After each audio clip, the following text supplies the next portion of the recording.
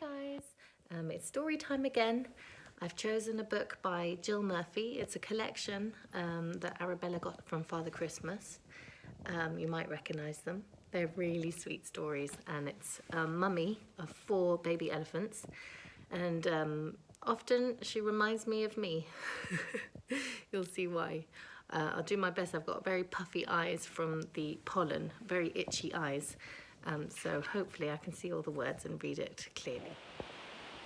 All in One Piece by Jill Murphy.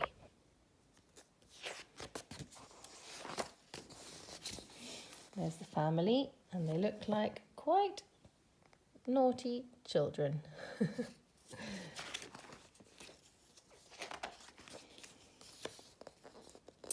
Mr. Large was getting ready for work. "Don't forget the office dinner dance tonight, dear," he said. "Of course I won't," said Mrs. Large. "I've been thinking about it all year." Oh, look how tired she looks. Must be very tired with those 4 elephants to look after all day. "Are children allowed at the dinner dance?" asked Lester. "No," said Mrs. Large. "It'll be too late for little ones." "What about the baby?" asked Luke. "Granny is coming to take care of everyone," said Mrs. Large, "so there's no need to worry."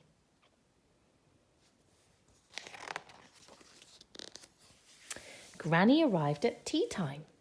The children were already bathed and in their nightclothes. Granny gave them some painting to do while she tidied up, and Mr. and Mrs. Large went upstairs to get ready.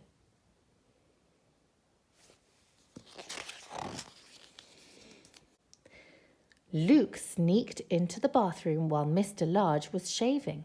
"Will I have to shave when I grow up?" he asked, patting foam onto his trunk. "Oh, go away," said Mr. Large. "I don't want you ruining my best trousers." Oh, he looks a bit cross, doesn't he? The baby crept into the bedroom where Mrs. Large was putting on her makeup. Mrs. Large didn't notice until it was too late. Can you see what's happened?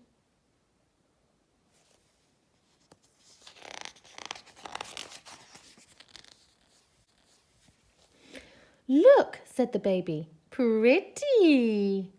"Don't move," said Mrs. Large. "Don't touch anything." Outside on the landing, things were even worse. Laura was clopping about in her mother's best shoes and beads, and Lester and Luke were seeing how many toys they could cram into her new tights. Oh dear, her new tights look like they might get ripped. Can you see? Oh dear. Look at her new tights. She doesn't look very happy. Can you see her face?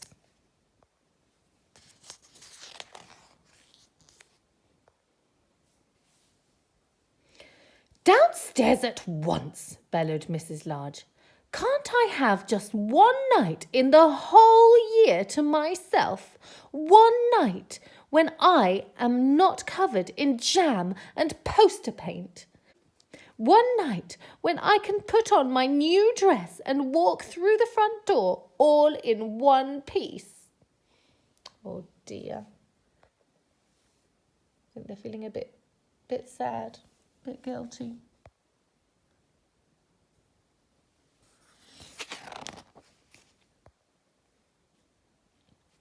The children went downstairs to Granny. Mr. Large followed soon after, very smart in his best suit. At last, Mrs. Large appeared in the doorway. "How do I look?" she asked.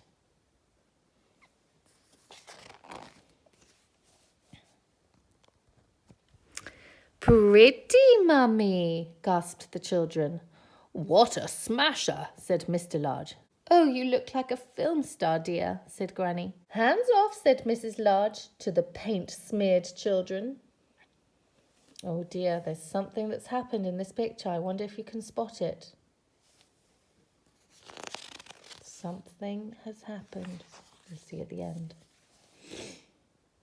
Mr. and Mrs. Large got ready to leave. Goodbye, everyone, they said. Be good now. The baby began to cry. Mummy. Oh, just go, said Granny, picking her up. She'll stop as soon as you've left. Have a lovely time. Oh dear, the mummy looks like she doesn't want to leave the baby in the end. But she was so excited to go out.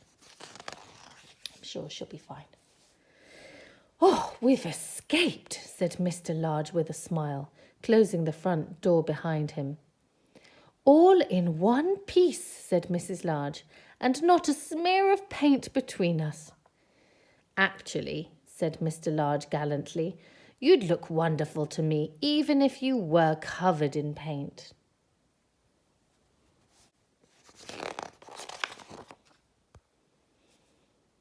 Which was perfectly true, and just as well, really.